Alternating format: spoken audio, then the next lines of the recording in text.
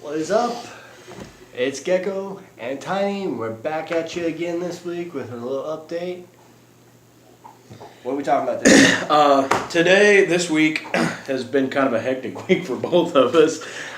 So we really haven't done a whole lot. We've gotten some of our tools.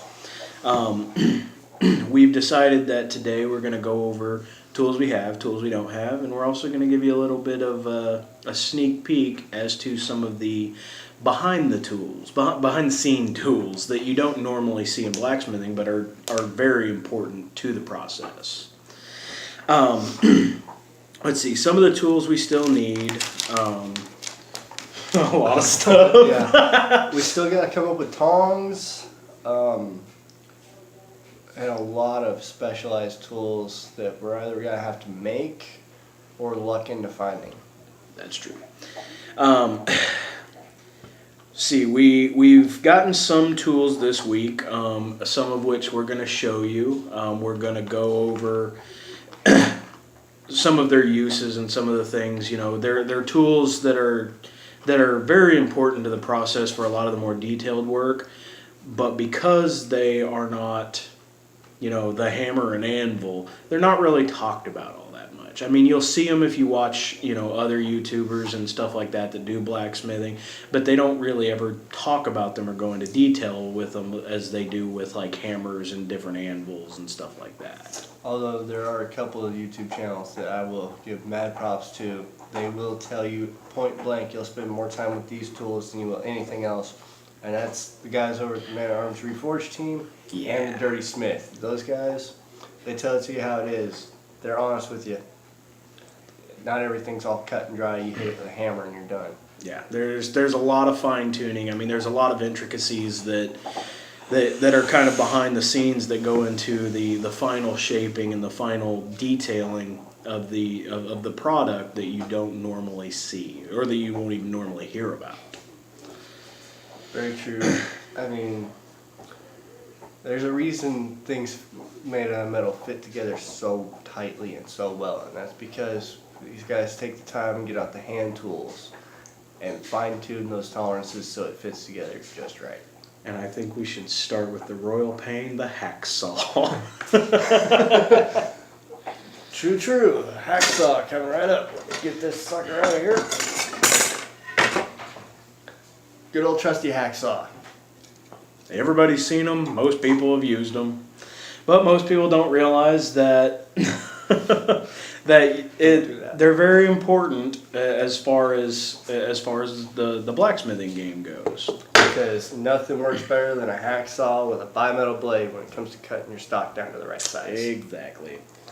I mean, yeah, you could get out a chop saw and all these other godly, huge, expensive tools, or you could just bust out the hacksaw, take a couple minutes longer, and you're going to get a finer cut. A lot less time. But, you know, you'll use this guy quite a bit, you know, like he said, as far as getting, you know, your stock and everything ready. It is every bit as much of a pain as you would think it is, cutting metal with a hacksaw. But if the job was easy, everyone would do it. Exactly. Let's see, what do we want to cover next? Let's go to everybody. If you're going to work with metal, you've got to have at least one set of these. Let's go with files. Yeah, you want to grab the bigger ones? Yep. The files. You got your tiny little itty bitty hand files. You got your big old grinders. These guys here, you can't do the job without files. You're gonna have to take edges off. You're gonna have to fine tune little things here and there. Take off burrs from your cuts. They're essential to the job. These guys here, I mean, you know, they don't even have to be anything fancy. You can go to just about anywhere and pick up a set of files. They're not expensive, but they are 110% required for the job. And I don't have one here today because I actually broke the last one I had, but a bastard file. Big flat bastard file. Do 99% of your jobs with that. He breaks everything. I'm good at that. Go smash. Okay, so chisels. Yeah, let's go with the chisels. We'll do the These chisels. are more. Chisels are more for the woodwork side of it, like when you're making scales and things like that, and you want to do ornate decorations. That's where the chisels tend to come in more. Although there are specialized chisels that you use in blacksmithing that are for the metal. They're cold chisels. Whoops. Alright, so I've got 3 different ones here today. These are all actually woodworking chisels. I don't have any steel chisels yet. I don't have any cold chisels, or whatever you want to call them. But these are really, really important. If you aren't set up yet with hot cut tools and things like that, you can use your chisels if they're the right kind of chisel and heat treated, right? You know, hammer, chisel, hot cut. But you can also use these for, you know, say you're accenting your piece, like say a knife with a handle. You can use this to do all kinds of work on them. You know, true up the scales with the tang of the knife, or you know, put the decoration into the scales. You can use these for all kinds of stuff. Oh yeah. Punches. Very important tool. Punches, I mean, that is, the name pretty much says it all as far as punches go. They're basically just little rods with ends on them, and you use them and hit them with the hammer. You use them for all kinds of stuff, you know, especially with, you know, some leather stuff. Sometimes you got to use punches with leather to set rivets, stuff like that, if you're doing anything that has leather detailing on it. And also, that's how you're gonna be able to start drilling any holes in metal. You gotta punch the hole to mark where it's going, and that gives you your starting point for the drill bit. Yeah, because I don't know if you've ever tried to drill through metal. It's not fun. And I don't care what kind of, you know, drill and stuff you have. It's going to wear them out pretty quick. So you might as well start them off with a punch that way. You start off with a punch. Not to mention drilling hot metal, probably a terrible idea. That aside, you know, taking a drill to hot metal, start throwing that crap everywhere. But you take your punch to it. I don't know how it happened, doctor. Get that drill bit lined up. Throw a little rivet on there, some kind of cooling agent, you know, whether it's oil or what have you. And that's gonna help you keep wearing out your drill bits as fast, and it's gonna make everything last a little bit longer and come out a little cleaner. And you definitely want your tools to last as long as possible, because this job already isn't very cheap. About the cheapest tool we use is a hammer. Next cheapest is your files. Those are made to be beat up, used, and replaced eventually. Here you go. This is something that's going to come into focus more with the architectural blacksmithing that we're planning on doing. A good old trusty level. And this one's special for 2 reasons. 1, it was a Christmas present for my son, and 2, it's magnetic. Super useful. So, guess what? I'm not level. So, a little bit of shout out to my godson, his son Blaine, for the level. Super helpful, super cool little guy. What else? Let's go ahead and go with those, because I cannot for the life of me remember the name of the other one I've got over here. The saw? No, not the handsaw. I was gonna say it's a handsaw. Oh, this one. Not quite. Oh, it's like 2 tools in one, and I'm not quite sure what to call it. it's a compass, isn't it? But it's also a right angle. Yeah, it's a right angle compass. Well, there you go. Let's go ahead and talk about that then. Now that we figure out what it is. I've actually been cheating and using it for measuring, because it's got measurements on here. It's only like 6 inches long, but if it works, it works. Yeah, you wish. But this comes in handy for all kinds of things around the shop, whether it's design work, which, speaking of design work, I forgot to bring that design in with me. What design? The design for the knife? Yeah. Oh, that's fine. Those are just rough designs anyway. We'll get to that later. Design work and, designing what you're going to be making.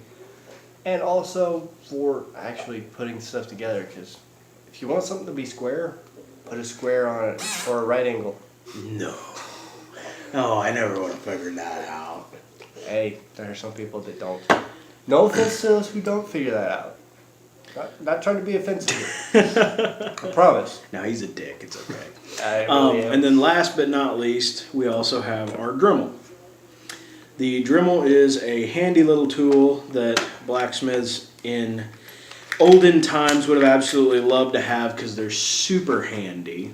And they get in really, really small places that you can't get most of your other Hence things the into. usefulness. If you need to polish or sand something down that is in a tiny little area that your fat fingers can't get into, these Dremels are a lifesaver. You can use these for polishing up inside detail on work where your hand just can't fit. You can use them for sanding down. You can sand down burrs. They make all kinds of attachment tools for these guys. There's a million uses for these. Like, I actually went out and bought this whole little kit here. I got this at my local Walmart. Well, and I got that Dremel there too.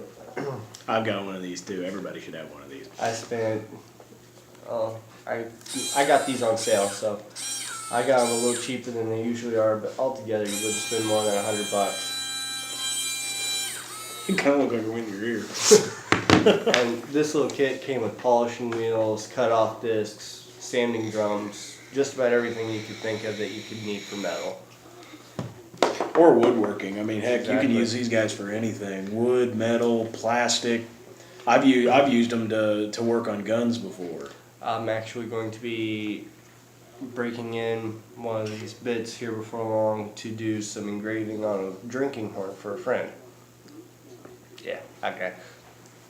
Raise the horn. Anyway, so that's just some of the tools that you don't normally see in blacksmithing, but they're just Just as much importance as everything else. Yeah, there we go. I can't speak English. No speak English. And I can promise you that on a knife like this, which I'm not going to show off the brand name because I don't have permission to, but a knife like this, I can guarantee you that almost every one of these tools would have been used in the process of making it from start to finish. Oh yes. The design process to, actually there's only one tool here that wouldn't have been used in the whole process, and that's a level because this is a knife. It doesn't have to be level.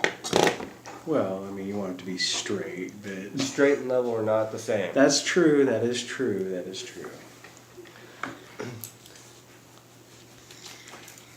But I can promise you that at some point somebody was working on this blade with a file or some kind of sanding apparatus. Which, I mean, I'm sure big companies like that, they've got all kinds of tools and shit like that. They've got all that stuff that we can't afford. But anyway, so that is pretty much what we wanted to do for this video today. Like I said, this week has been a little hectic for us, so we were kind of scrambling to put ideas together. So we decided to show off some of the tools that we have and give you guys some insight into some of the less known tools of blacksmithing. That being said, my brain quit again. Hey, look, you're getting a phone call. Yeah. I guess they'll have to wait until after we're done with the video. Anyway, so that was pretty much what we wanted to do, was give you a behind the scenes on the tools. We do want to let everybody know that our Patreon site is still up and active, and there is, we actually shot something today that we were going to do as kind of a behind the scenes thing for our Patreon viewers. Our Patreon site is up, and that will include behind the scenes videos into basically our process. It'll also have, different things available in the future as far as donating money and winning things, kind of. Basically, what we've got it set up as right now, for $1 per video, you get access to our Patreon feed, which is where we talk and let you guys know what's going on.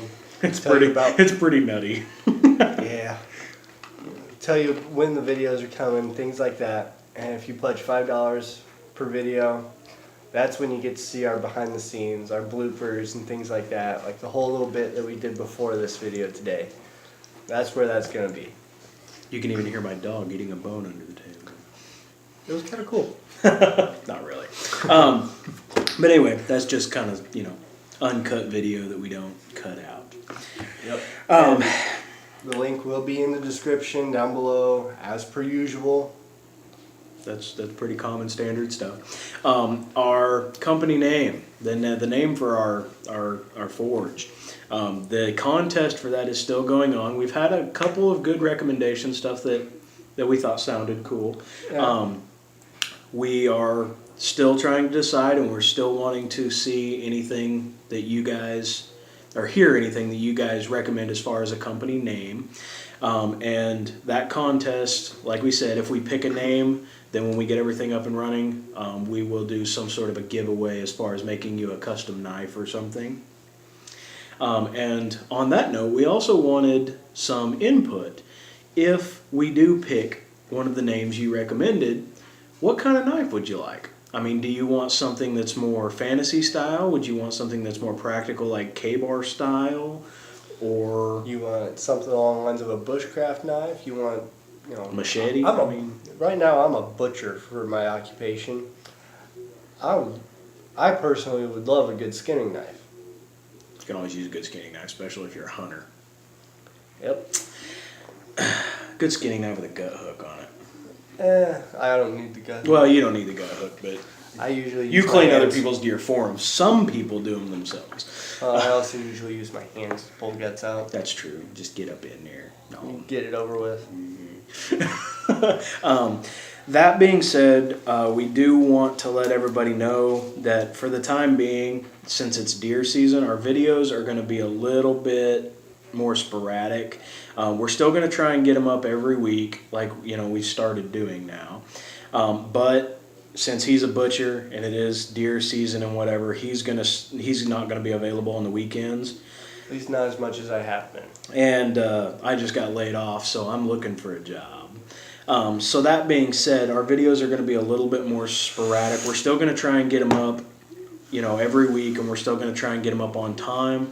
But we did want to let everybody know that there may be a little bit of lag time just because we won't be available. And I do know for sure that there will be 2 weeks this year where there probably won't be any video at all because I will be working 7 days a week straight. Got to get them deer cut up. Gotta get it all skinned out and get it processed for everybody. So, woohoo. Yay. But anyway, that is pretty much our video. That's everything we wanted to cover. We just kind of wanted to do this as a little informational sort of thing, give you guys a little sneak preview into some of the unsung heroes of blacksmith tools, and give you an update on what's going to happen in the future with it, because obviously our limited time and all that fun stuff. Those candies. I know, Those right? candies.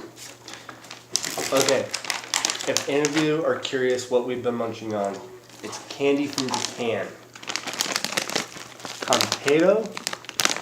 I'm not really sure how you read the kanji on it, but essentially it is Japanese rock candy. But so much better than rock candy you've ever had on a stick. It's so much better. Like, it's great. It's literally just diabetes in a bag. It's sugar. It's amazing.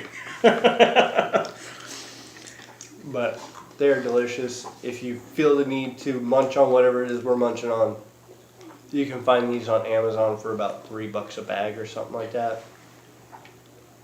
It takes a little while to get it here, but it comes straight from Japan. They do have to be imported. But anyway, in short, that's pretty much our video. I'm Tiny. And I'm Gecko. And we'll see you guys next week.